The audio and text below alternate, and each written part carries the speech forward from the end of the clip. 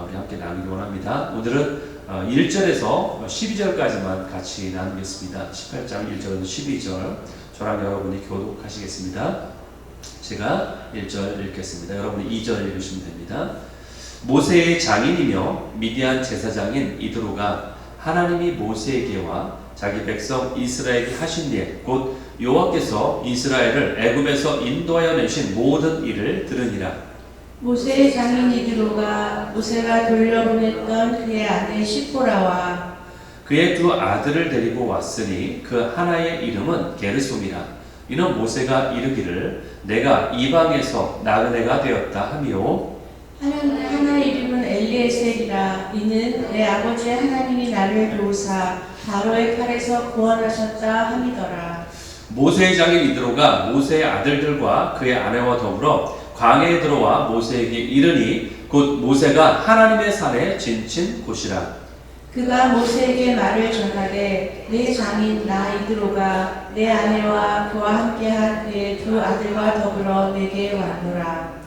모세가 나가서 그의 장인을 맞아 절하고 그에게 입맞추고 그들이 서로 문안하고 함께 장막에 들어가서 모세가 여호와께서 이스라엘을 위하여 바로와 애굽 사람에게 행하신 모든 일과 길에서 그들이 당한 모든 고난과 여호와께서 그들을 구원하신 일을 다 그 장인에게 말하매 이드로가 여호와께서 이스라엘에게 큰 은혜를 베푸사 애굽 사람의 손에서 구원하심을 기뻐하여 이드로가 이르되 여호와를 찬송하리로다. 너희를 애굽 사람의 손에서와 바로의 손에서 건져내시고 백성을 애굽 사람의 손 아래에서 건지셨도다. 이제 내가 알았도다. 여호와는 모든 신보다 크심으로 이스라엘에게 교만하게 행하는 그들을 이기셨도다 하고 모세의 장인 이드로가 번제물과 희생 제물들을 하나님께 가져오매 아론과 이스라엘 모든 장로가 와서 모세의 장인과 함께 하나님 앞에서 떡을 먹으니라. 아멘. 예, 오늘 출애굽기 18장 1절에서 12절까지 말씀으로 함께 나눌 제목을 삶의 흔적으로 예배하기. 영어 제목은 살짝 다른데 Worship with the marks of Jesus. 예수의 흔적으로 예배하기. 뭐 이런 제목으로 함께 나누기 원합니다. 자, 오늘 본문에 보면은 이 장인, 모세 장인이죠. 모세 장인이 이드로가 나옵니다. 근데 여기 지금 출애굽기 18장에 보니까 1절에 이드로가 어떠한 자다라고 소개가 나와 있습니다. 근데 제사장이더라고요. 근데 제사장인데 하나님을 섬기는 제사장이 아니에요. 이방신을 섬기는 제사장이에요. 예. 미디안 광야에서, 왜냐면은 이 모세가 미디안 광야에 40년 있었잖아요. 그때 그 시포라의 자기 아내를 만나고 거기서 결혼을 했잖아요. 그러니까 이방 사람하고 결혼한 겁니다. 그러니까 그 장인도 이방 사람이죠. 그런데 그 장인이 이방의 신을 섬기는 제사장이더라 라고 지금 소개하고 있는 거죠. 예. 그래서 하나님의 백성을 구원하신 이 일에 대한 소문을 듣고서 온 거예요. 모세를 찾아온 거예요. 예. 여러분 요즘 같았으면은 카톡도 있죠. 카카오톡도 있죠.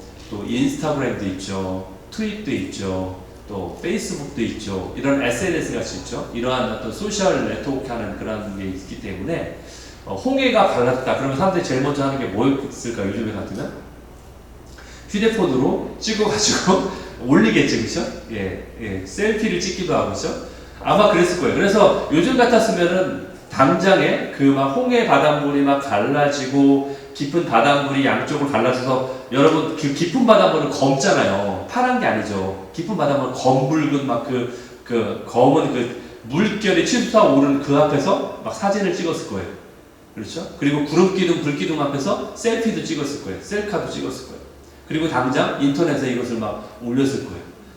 그런데 이 당시에는 신문이나 텔레비전이나 인터넷 같은 게 발달하지 않았죠. 당연히 없죠. 그러니까 이 세계 최대의 최강의 군대인 이집트 군대를 무찔렀다라는 이 소문이 그냥 입을 통해서 전해진 거예요. 근데 이 이야기가 너무나 신기했기 때문에 사람들의 입을 통해서 홍해의 사건도 그렇고 사람들 통해서 금방금방 전파됐다라는 거죠. 너무나 놀라운 사건이기 때문에 사람들의 입을 통해서 다 금방 전해진 거예요. 그래서 이것이 이드로의 귀에까지 들어가게 된 거예요. 네. 모세 장인인 이드로의 귀에 들어간 거죠. 여러분, 하나님이 하신 일에 대한 많은 일들을 많은 사람들이 듣게 됩니다.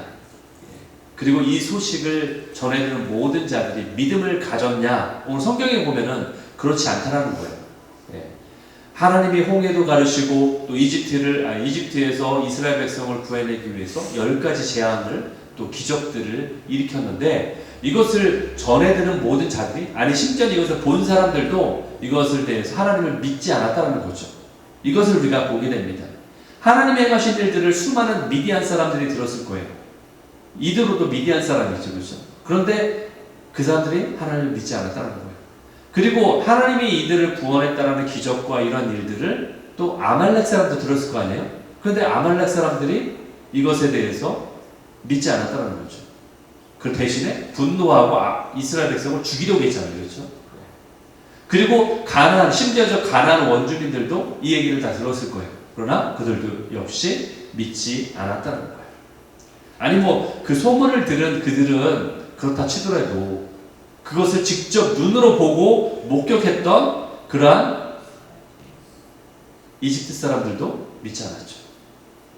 그리고 심지어는 그것을 목격했던 이스라엘조차도 하나님 앞에서 불평하고 불만했던 것을 보게 된다는 거예요. 이것을 보면서 우리는 하나님이 행하신 일들, 하나님의 복음에 대해서 많은 사람이 보게 되고 때로는 듣게 되고 그 복음을 우리가 듣게 되지만 사람들의 반응은 각각 다르다라는 것을 우리가 알 수 있다는 거예요. 그래서 이렇게 이에 대해서 하나님은 우리에게 이러한 말씀을 하고 계세요. 마태복음 11장 6절의 말씀이 있는데 이 말씀은요 제가 여러분에게 이미 여러 번 여러분에게 강조한 말씀이에요. 기억나시죠?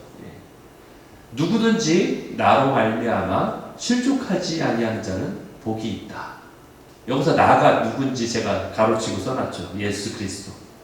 여기서 지금 예수님이 하신 말씀이에요. 누구든지 나 때문에 너희들이 시험 들지 않으면 그 자체로 복이 있다. 여러분 이게 누구한테 하신 얘기인지 혹시 아세요? 이 대상자가 누군지?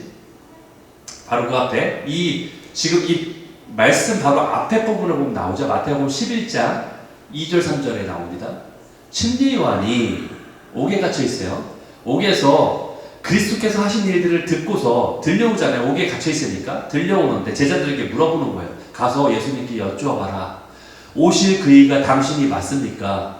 메시아가 당신이라고 들었는데 당신이 정말 맞습니까? 아니면 우리가 또 다른 사람을 기다려야 됩니까? 당신이 맞지 않으면 메시아를 계속 기다려야 됩니까? 라고 물어보라고 시킨 거예요. 그래서 이것을 물어봤을 때에 예수님이 하신 대답이 조금 아까 우리가 봤던 누구든지 나 때문에 시험 들지 않으면 너에게 복이 있다 얘기하신 거예요. 즉 뭐냐? 침례 요한의 제자들에게 직접적으로 하신 말씀이고 이 얘기는 그리고 실제적으로는 침례 요한에게 하신 말씀이에요. 그 얘기는 즉 뭐냐? 믿는 자들에게 하신 얘기란 얘기예요. 믿지 않는 자에게 한 얘기가 아니에요.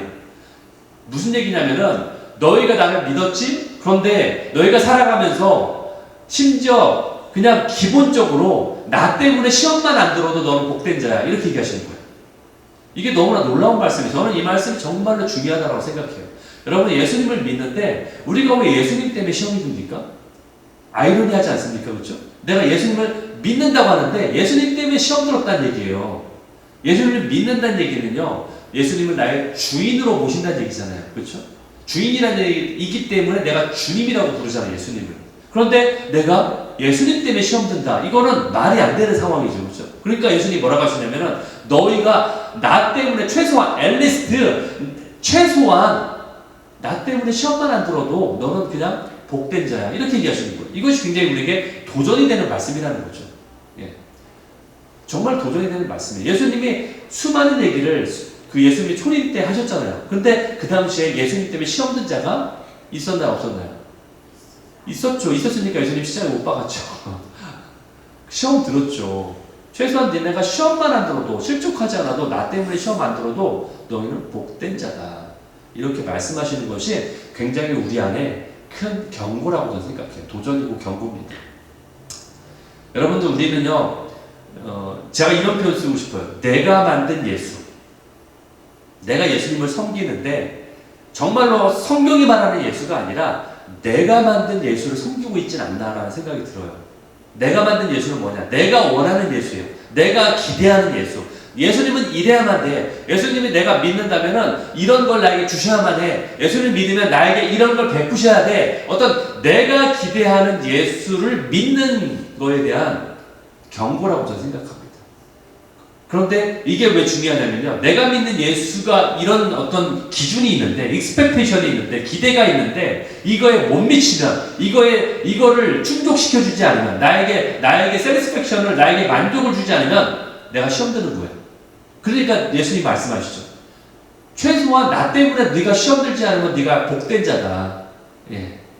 얼마나 많은 자가 내가 만든 예수가 충족되지 않아서 예수님을 떠나는지 몰라요. 그게 바로 예수님을 배신하는 거죠. 결국 그것 때문에 가룟 유다도 예수님을 팔아버린 거잖아요. 내가 생각한 예수님은 이래야 되는데, 그렇죠? 가룟 유다가 뭐 특별히 더 악해서가 아니에요, 사실은. 내가 생각한 기대를 충족시켜주지 못하기 때문에 팔아넘긴 거예요. 왜 예수님은 이 땅에 메시아로 왔으면은 이 저 로마를 전멸시키고 우리를 독립시켜줘야 되는데 왜 왕으로 서지 않고 저렇게 찌질하게 계속 왜 당하기만 하고 왜 저러는가? 저러면 소망이 없다라고 스스로가 생각한 거죠. 그러니까 팔아넘긴 거죠. 그럴 바에 내가 그냥 이속이나 챙기자. 여러분, 모세 장인 이드로가 오늘 나오는데, 이드로는 하나님께서 행하신 구원의 역사의 소문을 듣습니다. 그래서 이제 모세가 있는 곳으로 찾아오게 됩니다. 찾아올 때에 그가 혼자 온 것이 아니라 누구랑 왔다고 돼 있죠? 오늘 아까 본문 보신 분들 읽으셨잖아요. 시포라니까 자신의 딸이죠. 그러면서 모세의 아내가 됐죠, 그렇죠? 네, 자신의 아내와 딸과 그리고 그 자신의 손자, 그렇죠? 게르솜과 엘리에셀, 그러니까 말하자면 모세 아들이죠. 두 아들과 아내 그 데리고서 찾아온 거예요. 오랫동안 멀리 떨어져 있었다는 얘기죠. 그 얘기는 결국 이 모세가 이 이집트에 가서 그들을 구해내는 그 과정 가운데는 자기의 가족과 함께하지 않았다는 얘기예요. 그 미디안과에 그냥 남겨둔 채로 있다가 이 홍해를 건너고 이 광야로 건너왔을 때, 신광야로 왔을 때 그때 합류했다라는 거예요. 그래서 그동안 할 얘기가 얼마나 많았을까요? 그렇죠? 예. 자신들의 가족을 만나고, 그래서 그동안 다시 회유를 할 때에 얼마나 할 얘기가 많았을까요? 얼마나 반가웠을까요? 그런데 그 반가웠던 것은 잠시고요. 모세가 누구랑 독대하냐면은 바로 이드로와, 그렇죠? 장인 이드로와 함께 장막에 들어가서 함께 이야기를 나눕니다. 그때 나누는 이야기가 뭐냐? 그동안 있었던 하나님이 행하셨던 일들에 대해서 나눠주는 거예요. 이러한 일이 있었어. 이렇게 하나님이 우리를 구원하셨습니다라고 이야기를 나누는 거예요.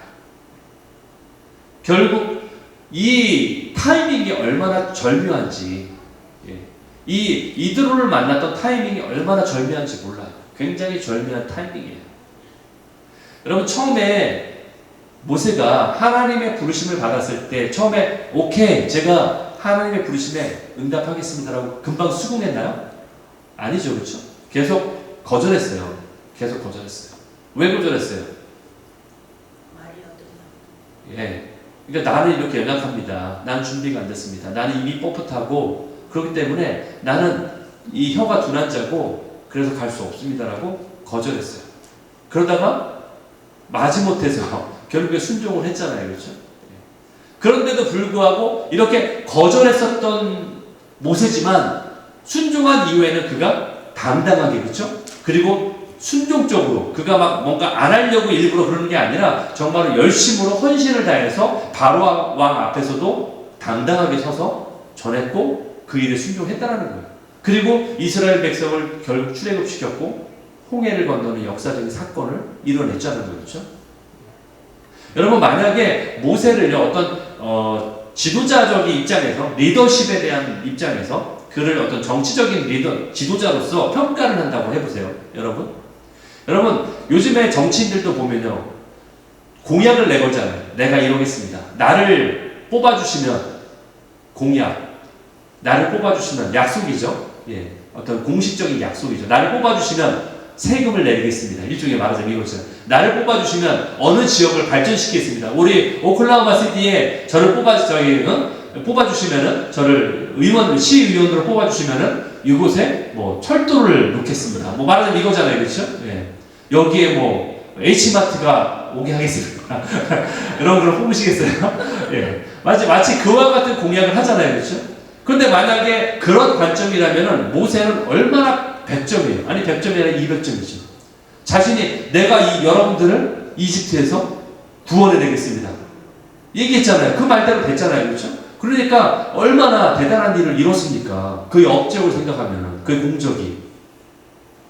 그리고 홍해라는 그 엄청난 난관도 뚫어냈잖아요. 결국은. 물론 하나님이 함께 하셔서 그 일을 이뤘지만 만약에 리더십의 관점에서 본다면 지도자로서 그를 평가한다면은 엄청난 일을 해냈다라는 거죠. 그렇죠? 예, 그 일 가운데 행한 일 자가 바로 모세라는 거예요. 그럼에도 불구하고 사람들이 어떻게 했어요? 계속 모세에게 불평하잖아요. 그럼에도 불구하고 여러분 이스라엘의 리더들이 계속 나오잖아요. 뭐 그다음에 다 뭐 사울 왕도 나오고 다윗 왕도 나오고 솔로몬 왕도 나오고 어느 지도자가 백성을 이끌고 홍해를 건넙니까? 그런 사람은 없어요. 모세밖에 없습니다. 그 일을 감당한 사람 딱 한 사람 모세밖에 없어요. 다윗도 그러지 못했습니다. 위대한 마음조차도. 그런데 이렇게 순종하면서 왔음에도 불구하고 끊임없이 백성들은 모세에게 불평해요. 여러분 생각해 보세요. 얼마나 힘들었을까요? 모세가 날마다 불평하는 거예요. 그 백성들의 그 불평을 들었을 때 얼마나 힘들었을까요? 저는 모세에게 있어서 가장 두렵고 힘들고 어려웠던 것은 저 이집트의 추격도 아니고요. 저 아말렉과의 전투도 아니고요. 목마른 어떤 그 환경과의 싸움도 아니고 제가 추측컨대 백성들을 대하는 것이 가장 두렵고 힘들었을 거예요. 그들은 어떻게 하면 저들을 잠재울 수 있을까? 저들이 어떻게 하면 계속 끊임없이 나에게 불평하는데 그것을 어떻게 들어줄 수 있을까? 이런 여러 가지 고민들이 있지 않았을까요? 그렇죠? 저는 그게 가장 현실적이고 가장 힘든 일 중에 하나가 모세에게는 바로 그 일이라고 생각해요. 오히려 하나님은 기도하면 들어주시는데 백성들은 얘기해도 듣지 않잖아요. 심지어 나중에 이 일들이 나오겠지만 나중에는 모세를 반역하기까지 합니다. 여러분. 그런 일들이 벌어지는 가운데 얼마나 힘들었을까요? 그렇죠? 여러분 외부의 적들은요 오히려 우리를 하나로 뭉치게 만들어요. 그렇죠? 외부의 적은 하나로 뭉쳐서 그들을 그냥 물리치면 됩니다. 해결됩니다. 그러나 내부의 적은 항상 나와 연결되어 있는 거예요. 부인할 수도 없고 외면할 수도 없고 내칠 수도 없고 포기할 수도 없어요. 그렇죠? 여러분 가정의 일들은 더 힘들잖아요. 가정에 만약에 일이 생긴다면은 외부에 생기는 일을 함께 똘똘 뭉쳐서 그 일을 헤쳐나가면 되지만 가정 내에 어떤 가족 구성원 가운데 관계에 어려움이 생기면요 그 일보다 힘든 게 없습니다.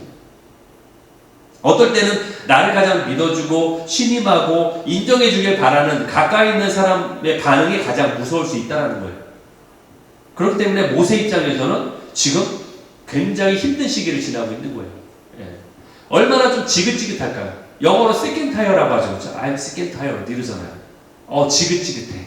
너무 지쳤어. 이제는 내가 너무 힘들어 죽겠어. 이런 일들 가운데 지금 처해 있는데 그때 마침 장인 이드로가 찾아온 거예요. 그러니까 얼마나 모세에게는 힘이 될까요?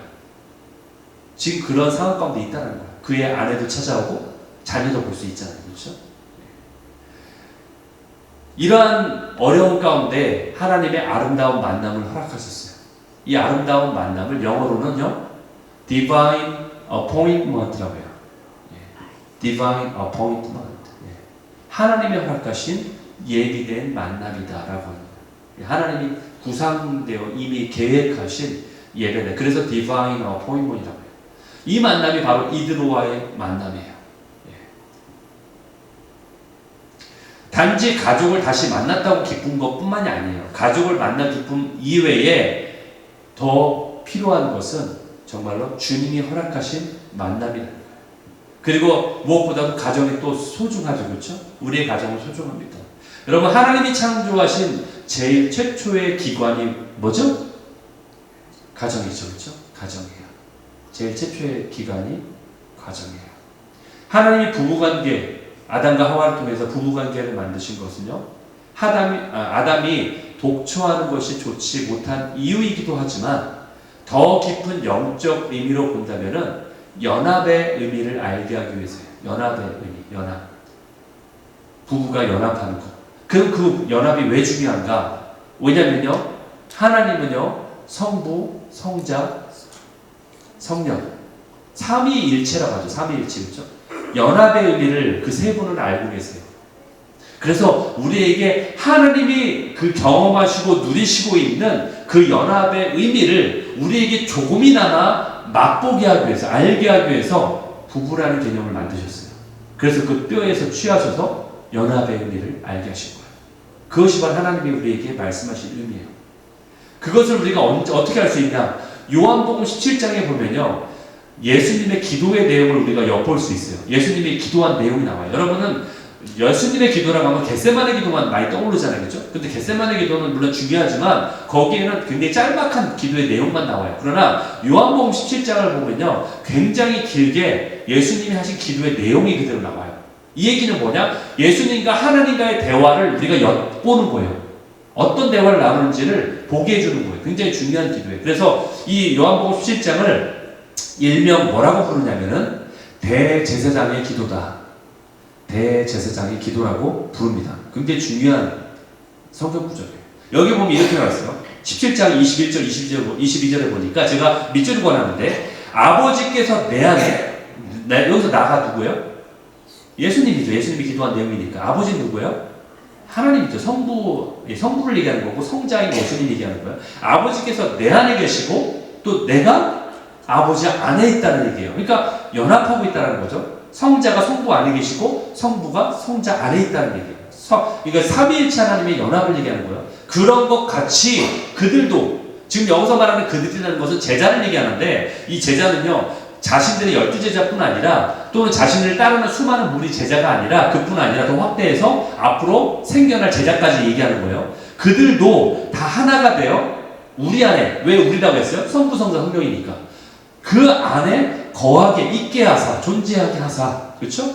그래서 세상으로 하여금 나를 믿게 하십시오. 그리고 22절에 보니까 우리가 하나인 것처럼, 우리가 하나 된 것처럼, 성부, 성자가 하나 된 것처럼 그들도 어떻게 되게?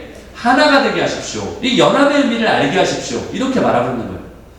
그러니까 우리가 생각하는 그 연합, 우리는 뭉쳐야 됩니다, 이런 연합의 수준이 아니에요. 이 연합은 거의, 그래서 제가 우리 올해에 표가 주님 안에 거하라고 했잖아요. 그렇죠? 정말로 저 포인트는요, 정말로 중요한 포인트예요. 여러분, 우리가 주님 안에 거하고 주님이 우리 안에 거하는 것이 정말로 중요한 겁니다. 우리가 생각하는 우리는 하나가 됩니다, 공동체 하나 되면 연합 수준, 어떤 물리적인 연합의 수준을 넘어서는 겁니다. 이건. 그래서 그것을 알게 하기 위해서 가정을 세우셨다는 거예요. 그 맛을 보게 하기 위해서, 그게 뭔지를 깨닫게 하기 위해서.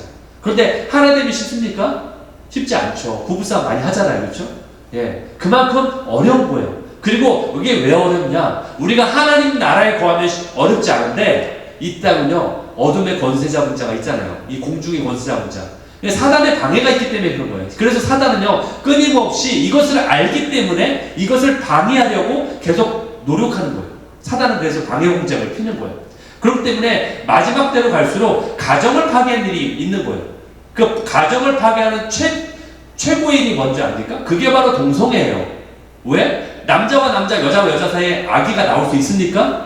없어요. 생명이 나올 수가 없는 거예요. 그렇기 때문에 가정을 파괴하기 위한, 생명을 죽이기 위한 가장 최고의 노력은요, 사단의 노력은 바로 낙태이고 그리고 동성애인 거예요. 그렇기 때문에 그게 죄라고 성경이 말하고 있는 거예요. 그것을 우리는 알아야 됩니다. 그래서 가정이 그만큼 중요하다는 거예요. 하나님이 세우신 최초의 기관이면서 그곳에서 하나님의 연합을 배우게 하는, 바로 예수님이 요한복음 17장은 예수님이 십자가에 달리시기 전에 바로 했던 최고의 기도예요. 대제사장의 기도예요. 예수님이 대제사장이 아니잖아요, 실질적으로. 그렇죠? 제 얘기는 뭐냐면, 실질적이라는 얘기는 그 당시에 대제사장이 아니었어요. 그 직분을 맡지 않았지만, 우리가 왜 예수님을 대제사장이라고 부르냐면은 그분이 우리의 모든 죄를 지시고 십자가에 지신, 우리를 중재하신, 우리를 죄를 지고 가신 제사장이기 때문에 대제사장인 거예요. 그렇죠? 그런 의미에서 정말로 이 기도가 중요한 거예요. 하나 되게 하는 기도. 그래서 사단의 그 가정을 깨고 생명을 죽이는 그러한 노력들 있잖아요. 그것들이 무너져야 되는 거예요. 그래서 이런처럼 가족과의 상봉을 통해서 아름다운 순간들도 있었지만, 성경은요, 오늘 성경은 이 가족의 상봉에 초점을 맞추진 않아요. 그래서 가족이 상봉하면서 너무나 좋았다, 또는 인간적인 면이나 감정적인 어떤 감성적인 면들을 부각시키고 있지 않습니다. 대신에 더 자세하게 어떤 내용이 나오냐면은 이드로와의 만남에도 초점을 두고 있어요. 오히려 사위와 뭐 장인이 만나면 얼마나 뭐 감정이 나오나요? 예. 예. 그렇지 않죠, 그렇죠? 예. 이드로의 만남인데 그럼 그 안에서 어떤 만남을 지금 얘기하느냐? 그 나눔 속에 있었던 하나님에 대한 증거에 초점을 맞추고 있다는 거예요. 이 얘기는 뭐냐? 이드로에게 복음이 들어갔다는 얘기예요. 복음이 증거되었다. 처음에는 소문으로만 듣고서 왔잖아, 이드로가. 그렇죠? 그런데 이제 생생한 간증을 통해서 모세가 경험한 자리에, 그 중앙에, 그 현장에, 그 한가운데 있었던 그 모세의 생생한 경험담, 증언을 통해서 하나님이 누구신지를 이제 듣게 된 거예요. 확실하게 컨펌된 거예요. 그래서 이제 복음을 알게 된 거예요. 그것을 바로 우리는 디바인 어포인먼이라고 하는 거예요. 아름다운 만남. 누구에게 디바인 어포인먼이에요? 모세에게는 힘이 되는 순간이었죠. 그렇죠? 그가 지치고 지친 상황 가운데 힘이 되는 순간이었어요. 그런데 이드로에게도 마찬가지. 이드로에게는 복음을 듣게 되고 하나님을 믿게 된 아름다운 순간이에요. 결국 두 사람 모두에게 하나님이 예비하신 아름다운 만남으로 이루어졌다는 거예요. 그래서 모세는 이드로에게 이렇게 증거했을 때 하나님이 행하셨습니다. 하나님이 하셨습니다. 이렇게 만나는 거죠. 여러분, 그렇기 때문에 우리의 만남에 있어서 중요한 것은요, 그 만남 안에 누가 있느냐? 하나님이 있느냐 없느냐가 중요하다는 거예요. 심지어 여러분들 공동체, 여러분들 교회 여러분 성도들 서로끼리 만날 때 무슨 얘기를 나누세요? 물론 교회 얘기 나눌 수 있죠. 그러나 교회 얘기라고 다 좋은 얘기는 아니에요. 그렇죠? 무엇이 있어야 되는가? 하나님이 있어야 돼. 그 안에 하나님이 나눠줘야 돼요. 내가 어떤 은혜를 받았는지. 그것은요, 무조건 교회가 좋다라고 얘기하는 어떤 좋은 게 좋은 거야 라는 것을 말하기 위한다는 거, 제가 그것을 여러분에게 강요하는 게 아니에요. 절대로. 우리 교회는 무조건 어려운 게 없습니다. 나쁜 게 없고 다 좋은 것만 있어요. 이걸 나누라는 게 아니에요. 제 얘기는. 제 말씀은 여러분이 하나님을 경험한 걸 나누라는 거예요. 경험한 게 없다면 그건 여러분의 문제예요. 제 문제가 아니라. 여러분이 경험한 걸 나누셔야 돼요. 성도들 만난 가운데 내가 하나님을 이렇게 만났어요. 내가 오늘 기도를 통해서 하나님께 이런 감동을 받았어요. 나에게 이런 은혜가 있어요. 이런 경험이 나눠주는 것이 하나님을 나누는 거예요. 그러한 만남이 바로 디바인 어포인먼이에요. 하나님이 어떤 분인지 하나님을 아는 지식에서 자라가야 돼요. 어떤 분인지 알아야 돼요. 베드로서 3장 18절. 오직 우리 구주 예수 그리스도의 은혜 안에서 저를 아는 지식 안에 너희가 자라야 된다. 우리는 계속 자라야만 됩니다. 여러분이 그 최고점에 아직 다다르지 않아서, 저도 마찬가지. 저도 그 최고점에 다다르지 않은 거예요. 아직 우리는 연약한 거예요. 아직 우리는 미완성이에요. 자라나야 돼요. 이건 우리 모두의 숙제입니다. 여러분들이 우리는 침례교회니까 장로님 안 계시지만 장로라고 다 자란 게 아니고 안수집사라고 다 자란 게 아니고 목사라고 다 자란 게 아니에요. 자라가는 중인 거예요.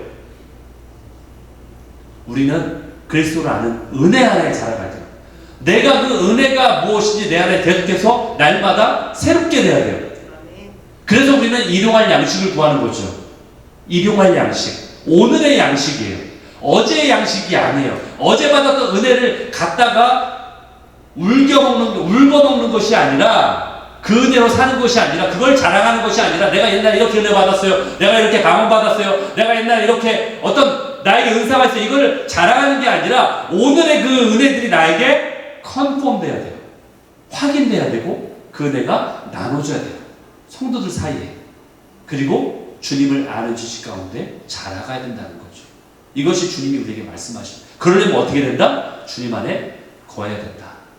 주님 안에 거해야 된다. 그때 잘할 수 있는 거예요.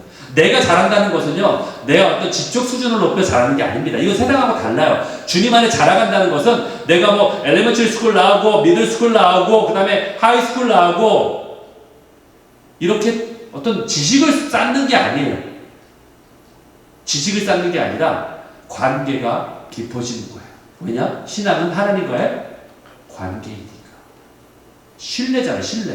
믿음이라는 거. 여러분 믿음 있습니까? 질문하잖아요. 목사님들. 그렇죠? 믿으세요? 믿음 있습니까? 이러잖아요. 그 믿음이라는 게 뭐예요? 신뢰죠, 신뢰. 내가 하나님, 여러분 하나님 믿으세요?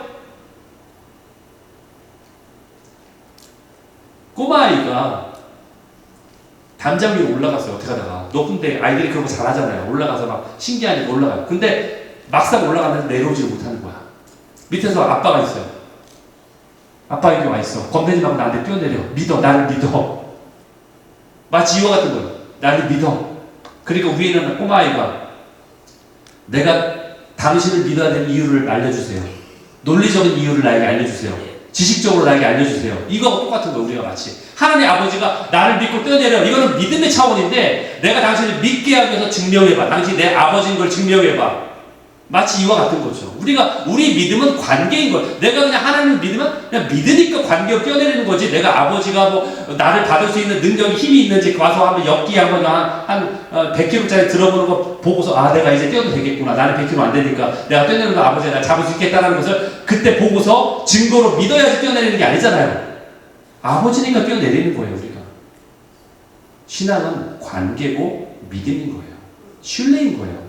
내가 뭘 더 알아가지고 그래 이제는 내가 알았으니까 내가 믿겠습니다. 이건 아니에요. 학습하고 내가 믿는 게 아니라는 거예요. 공부가 아닙니다. 신앙은 관계예요. 그렇기 때문에 우리는 하나님을 아는 지식에 자라가야 돼요. 저 지식이라는 것은요 우리가 생각하는 그 난리지 그 지식이 아니라 하나님과의 관계 안에 내가 체험한 지식을 얘기하는 거예요. 그래서 내 안에 아 이분이 하나님이구나 라고 알아지는 그 지식을 얘기하는 거예요. 그러니까 우리에게 소망이 있어요. 왜? 내가 박사학위 없어도 하나님을 알 수 있으니까.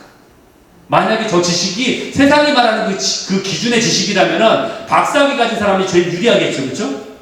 그러나 그게 아니라는 거예요. 내가 하나님을 알고 경험한 것의 그 깊이의 관계라면은 결단코 우리는 하나님을 더 알 수 있는 거예요. 아멘? 여러분 히브리인들이 안다라는 아는이라는 표현도 있죠. 저 히브리, 그러니까 유대인들이 안다라는 표현은요, 어떤 안다라는 개념은요, 우리가 생각하는 공부해서 안다라는 그 개념이 아니에요. 저들이 안다라는 그 개념은 어떤 아는 거냐면은, 부부관계예요, 부부관계.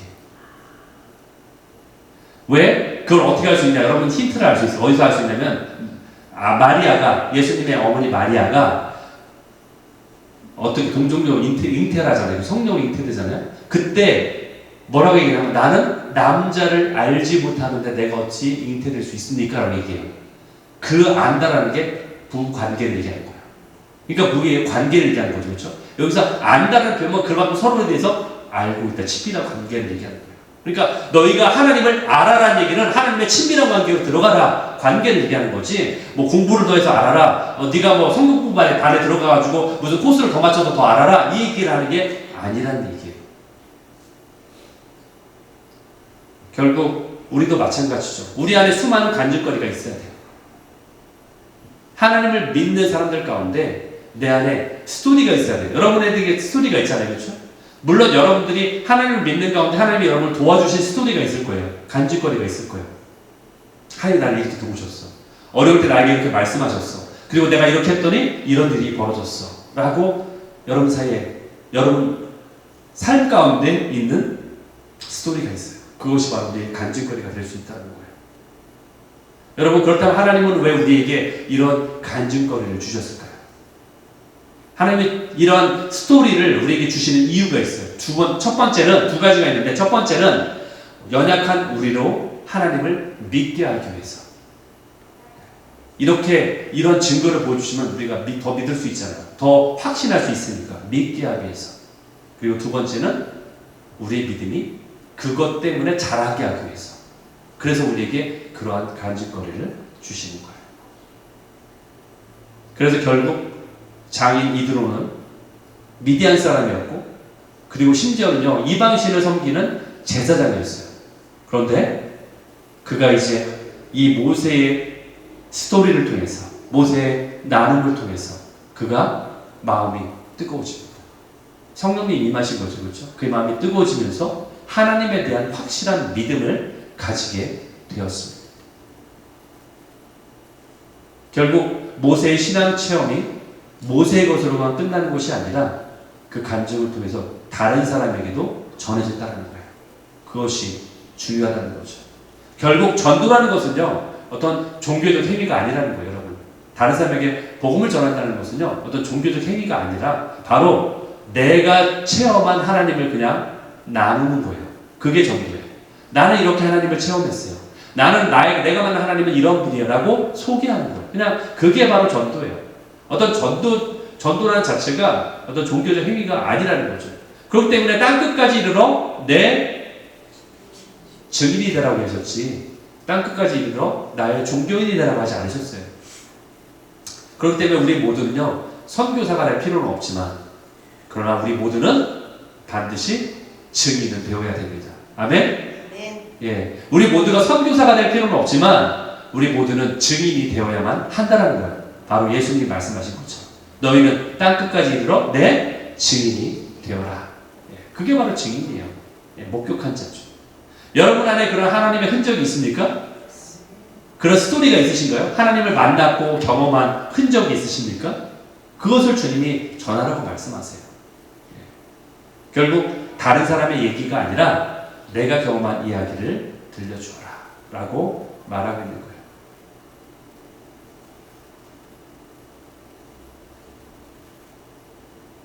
여러분, 우리가 살아가면서 때로는 만나를 경험할 때도 있죠. 그리고 또 어떤 때는 주님 하나님으로 반석에서 나오는 그 물을 공급받기도 해요. 그런데 그렇다고 해서 나의 모든 갈증과 나의 모든 불만들이 다 해결되는 건 아니잖아요. 그런 것들이 하나님의 은혜들을 때때로 경험을 하지만 그렇다고 해서 이 땅에서 있는 모든 것이 다 완전히 해결되는 게 아니에요. 그렇죠? 물을 마시면 또 목이 마르게 돼 있어요.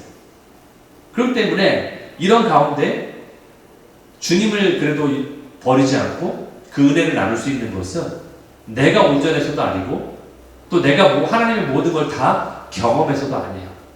그리고 또 내가 주님을 아는 지식에 자라간다 할지라도 내가 그 하나님을 다 알 수 있는 것도 아니에요, 사실은. 그렇죠? 그런데 주님이 나에게 남겨주신 흔적이 있기 때문에 그것을 붙잡고 오늘도 살아가고 있는 거예요. 하나님은 계속해서 우리에게 그분을 나타내시기로 약속하셨어요. 그분을 보여주시기로 약속하셨어요. 여러분들, 우리 아이들이 노는 놀이 중에 하이드 앤 씩이라고 있죠.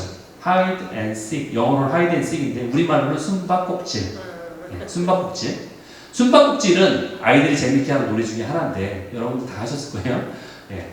그 숨바꼭질의 목적은 내가 여기 발견되기 위한 거예요? 숨기 위한 거예요? 숨기 위한 거죠. 숨바꼭질에 잘하는 건 어떻게든 안 들키고 숨어 있는 거야. 그러다가 안 들켜가지고 잠들어가지고 밤새도록 거기 있을 수 있죠, 그렇죠? 예, 숨바꼭질의 목적은 숨는 거예요. 그런데 하나님은 우리에게 숨바꼭질을 얘기하는 게 아니에요. 하나님은 우리에게 본인 자신을 숨기려고 노력하는 게 아니에요. 사도 바울이 자주 사용했던 말 중에 이런 말이 있어요. 복음의 비밀이다 라는 표현이 있어요. 복음의 비밀이다. 이 복음의 비밀이라는 표현이 있는데, 그럼 우리가 생각할 때, 하나님이 뭔가 비밀이 많으신가 보다. 복음의 비밀이니까. 예, 비밀이라고 하면 생각하는 게 top secret, 그쵸? 아주 최고의 비밀, 1등급 비밀, 이런 거 있잖아요. CIA나 이런, 그런 정보기관들이 갖고 있는 그 비밀 문서들. 그런 것들은요, secret이라고 부르죠. 그런데, 복음의 비밀 할 때 이 비밀을 원어는요, 시크릿이 아니에요. 미스테리예요, 미스테리. 이 얘기는 뭐냐? 신비라는 얘기, 일종의 말하자면. 이 신비라는 의미가 신비주의 할 때 그 신비가 아니라 우리가 뭔가 하나님을 알아가야 되는데 처음에는 잘 알 수 없기 때문에 신비라는 표현을 쓰는 거예요. 복음의 비밀이라는 의미는 하나님이 감추려는 목적이 아니라 드러나도록 감춰져 있는 거예요. 이게 마치 뭐냐면은, 우리 보물찾기 알죠? 여러분들 보물찾기도 알죠? 소풍 가고 보물찾기 하잖아요. 근데 보물찾기 할 때 못 찾도록 숨겨놓은 사람이 있어요. 애들한테 보물찾기에 선물 준비돼서 해놓고 했는데 한 명도 못 찾는 거야. 그러면서 숨겨놓은 사람이 성공했다. 내가 준비한 모든 선물 내가 다 가져야지. 이러지 않잖아요, 그렇죠? 예, 아이들이 어떻게든 찾게 하려고 보여지게끔 숨기잖아요. 마치 그와 같은 거예요. 하나님이 복음의 비밀이라는 것은 우리에게 찾기 쉽도록 숨겨놓은 비밀이라는 거예요. 그런데 찾도록 내가 의지를 들여서 노력을 해야 된다는 거예요. 그래서 찾게 하기 위한 것이 복음의 비밀이라는 거예요. 결국 하나님이 그분이 누구신지, 하나님이 누구신지를 우리에게 밝혀지기로 작정하셨다는 거예요. 그것을 우리에게 말씀하고 있어요. 그래서 우리에게 내가 나를 계시할 거야. 너에게 알려줄 거야. 그러니까 너희가 나를 알아가는 것에 있어서 계속 자라야만 된다. 왜 자라야 돼요? 그래야지 마지막 때가 될수록 힘든 세상이 되잖아요. 그렇죠? 여러분 사단의 공격이나 이런 것이 오지 않아도 이미 세상은 힘들 때 힘들어 있어요. 여러분 생각해 보세요. 옛날에 보면은 뭔가 과학이 발전하고 그러면은 편한 세상이 되고 더 좋은 세상이 될 거라고 생각했잖아요. 유토피아 얘기하고 그랬잖아요. 그런데 더 그래졌나요? 여러분들은 막 핸드폰이 있으면은 더 편해졌나요? 오히려 그게 나를 더 불편하게 만들잖아요. 내가 어디 있든 나를 막 찾잖아요, 사람들이. 그렇죠? 옛날에는 집에서만 피하면은 집에 전화만 안 받으면 되는데 이제는 막 어디를 가도 따라다니잖아. 내가 어디 있는지 막 밝혀야 되고, 그렇죠? 예, 오히려 더 불편하게 만드는 거예요, 우리를. 그러니까 이 과학이 발전할수록 시간이 갈수록 우리가 더 편해질 거야, 우리가 더 행복해질 거라고 생각했는데 오히려 더 알아야 될 거 많아지고 더 복잡해지고 더 힘들어지고 이런 세상이 되어버렸다는 거죠. 그럼에도 불구하고 주님은 우리에게 내가 너와 함께한다. 그럴 때일수록 내 안에 거하라. 나를 아는 것에 자라가라. 그러면 너희가 나를 배신하지 않고 내가 다시 오는 그날에 내가 너와 함께 이 땅을 다스리게 될 것이야. 그런 소망이 우리에게 있다는 거죠. 그러니까 우리에게 자라가라고 하는 거예요. 예. 자, 이제 모세가 경험한 하나님을 증거하자 이 이야기를 듣던 그 장인 이드로가 10절 11절에 이렇게 말하고 있죠. 이제 내가 알았다. 예, 환호성을 지르고 있어요. 환호성을 지르고. 이제 내가 이거였구나. 하나님이 이런 분이었구나. 이제 내가 확실히 알았다. 내가 소문만 들었을 때도 긴가민가 했는데 정말 참 신은 하나님이시구나 라는 것을 깨달았다라고 신앙 고백을 지금 하고 있어요. 그가 심지어 이방신의 제사장인데 이런 고백을 하는 거 엄청난 일이죠. 그렇죠? 예. 이대로의 인생이 변하게 됐어요. 터닝 포인트에 완전히 바뀌게 됐어요. 그러면서 12절에 보니까 이드로가 이제 어떤 것까지 하게 돼요? 자신이 직접 번제물과 희생제물을 막 드리는 거예요. 예. 그러면서 다른 사람들과 장로들과 모든 사람들과 떡을 떼며 교제를 하더라. 이게 뭐냐면은 결국 자신이 살아왔던 가치관과 세계관이 완전히 바뀌게 된다는 것을 우리가 보게 된다는 거예요. 그리고 삶의 하나님의 흔적이 이제 발견될 때 이드로가 이제 그 자신의 삶에도 발견되는 그 흔적, 하나님의 흔적, 하나님이시다, 참 하나님이다. 이 흔적을 발견하게 됐을 때 결국 예배로까지 발전하게 되는 거예요. 예배라는 열매로 나오게 되는 거예요. 결국 우리가 우리 삶의 흔적을 발견할 때, 하나님의 흔적을 발견할 때 그것이 내 삶의 예배가 되는 거예요. 아멘? 예배가 될 수 있는 거예요. 내 삶의 예배로 발전하게 되는 거예요. 이것이야말로 진정한 삶의 예배인 거예요. 하나님의 흔적을 발견한 우리가 할 수 있는 최고의 목표. 내 삶의 예배를 주님 받으세요. 라고 주님께 올려줄 수 있다는 거죠. 오늘 우리가 알아야 될 것은 우리가 주님 안에서 연약할 수 있어요. 그렇죠? 우리는 연약할 수 있습니다. 그리고 여전히 나는 죄를 져요. 그리고 여전히 우리는 삶은 불만족스러운 것이 있습니다. 모든 게 다 채워지지 않는 것도 분명히 있어요. 주님 이것만 이루어지면 될 것 같은데? 근데 어떤 때 보면은 어느 순간에 그 일이 다 이루어졌는데 그 이루어진 그 다음에 또 다른 욕심이 또 생기기도 하고 또 다른 불만족이 또 생기기도 하잖아요. 우리 삶이. 그러면서 내 자신을 보면서도 나는 왜 이러지? 라고 스스로에게 또 불만족이 또 생기고 이런 스스로가 또 힘들어지고 그러니까 내 자신도 나는 어떻게 하지 못하는 그런 상황 가운데 우리가 살아가잖아요. 이게 우리의 인생이잖아요, 사실은. 그러면서도 다른 사람은 또 변하기를 원해.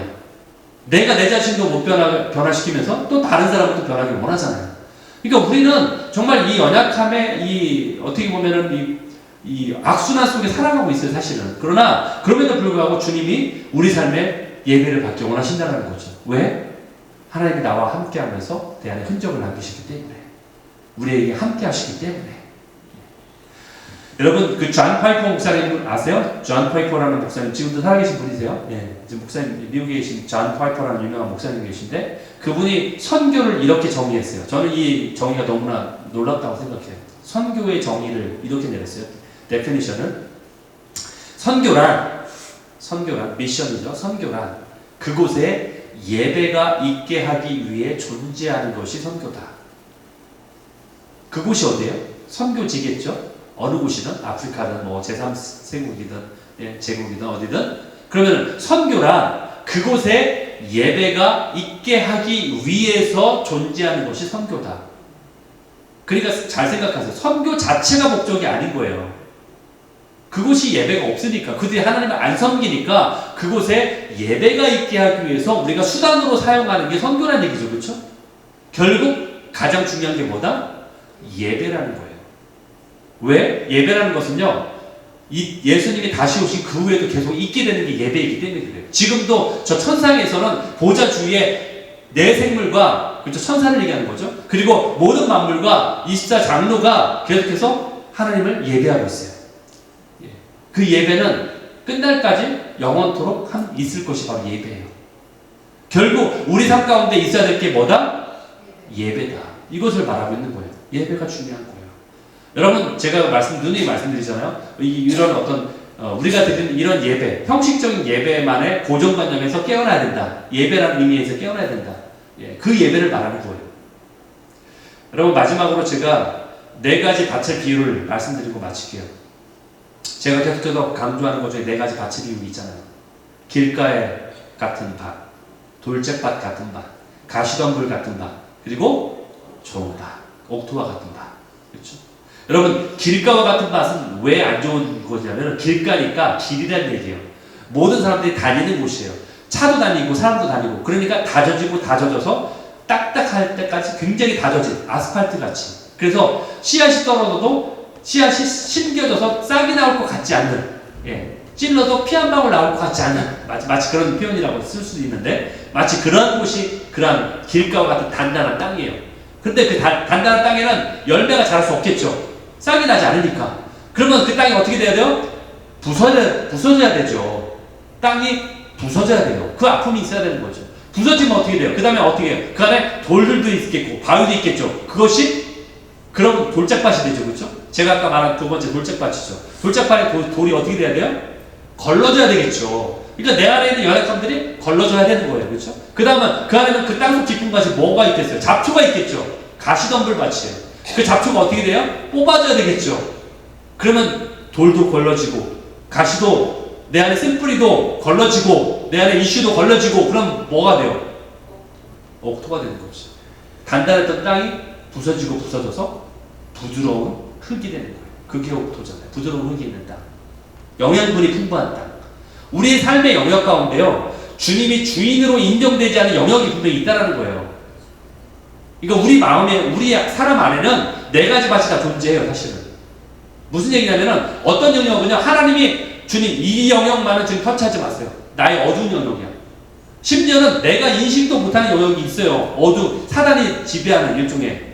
사단이 터치해가지고 자꾸 죄를 일으키는 어떤 나의 연약한 부분들, 나도 잘 인지하지 못하는 어두운 영역이 있다는 얘기예요. 그것이 드러나려면 어떻게 해야 돼요? 하나님의 빛이 비출 때에 내가 인식이 되는 거죠. 그게 막 하나님이 브레이크업 하시는 거예요. 내 바닥에 수면 밑에 가라앉아 있었는데 하나님이 막 파도를 쳐가지고 술렁일 때에 나의 안에 있던 이슈들이 올라와서 보게 되는 거예요. 내가 보게 되는 거죠. 아, 나에게 이런 이슈가 있었네? 그전에는 몰랐던 것을 내가 보게 되는 거예요. 왜? 하나님 나를 괴롭게 하기 위해서 보게 하나요? 아니요. 고치시기 위해서. 고치신다는 얘기예요. 그 얘기는. 나의 이슈를 브레이크업 한다는 얘기는 이것을 하나님이 대면하시겠다는 얘기예요.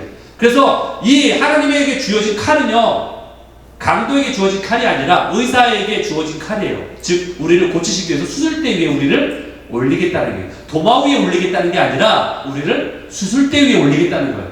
고치신다는 거죠. 그럴 때에 우리가 좋은 밭이 될 수 있다는 거예요. 아멘? 주님의 빛을 통해서 나의 가리워지고 감춰진 영역들이 드러나서 그 영역들마저도 주님께 드려지는 영역이 될 수 있도록, 그게 바로 하나님 나라의 확장의 의미예요. 여러분, 단지 겉으로 보여지는 선교만 통해서 사람들에게 복음만 전하는, 물론 그것도 필요한 내용이죠. 씨를 뿌리는 행위니까. 그러나 내 안에서는 내 안에 하나님의 나라도 확정돼야 되잖아요. 그렇죠? 그러기 위해서는 내가 잘한다는 의미는 바로 내 안에 숨겨져 있는 그런 길가와 같은 영역들이 하나님의 빛이 비출 때에 드러나게 하시고, 드러나면 그 다음 어떻게 돼요? 깨져야 되죠. 깨지려면 어떻게 해야 돼요? 비바람이 쳐야 되고, 하나님의 은혜의 단비가 내릴 때에 그 빛에 물이 들어가서 그게 부드럽게 되는 거예요. 그리고 돌들이 걸러지고, 그리고 그 안에 쓴뿌리들도 걸러지고, 그때에 내 안에 경작된다고 하죠. 그게 바로 cultivate 하는, 내 삶에 경작되어서 자라나게 하는, 좋은 밭으로 자라나게 하는 신앙의 자라남이 바로 이러한 과정을 거치게 된다는 거예요. 아멘? 그럴 때에 내 안에 하나님의 흔적이 발견되는 그 삶의 영역마다 하나님의 나라로 깃발이 꽂혀지게 되는 거예요. 하나님의 깃발이 뭐라고요? 지난번에 배웠잖아요. 그게 바로 여호와 니시. 그 영역이 하나님의 나라로 완전 이 땅은 이제 하나님의 나라야 딱 점령되는 거예요. 내 안에도 그런 영역이 있어야 된다는 거예요. 그게 바로 여호와 니시의 의미예요. 아멘? 이러한 삶의 흔적으로 내 삶의 모든 영역들이 예배하는 그러한 삶으로 나오시기를 예수 그리스도의 이름으로 축원합니다. 아멘.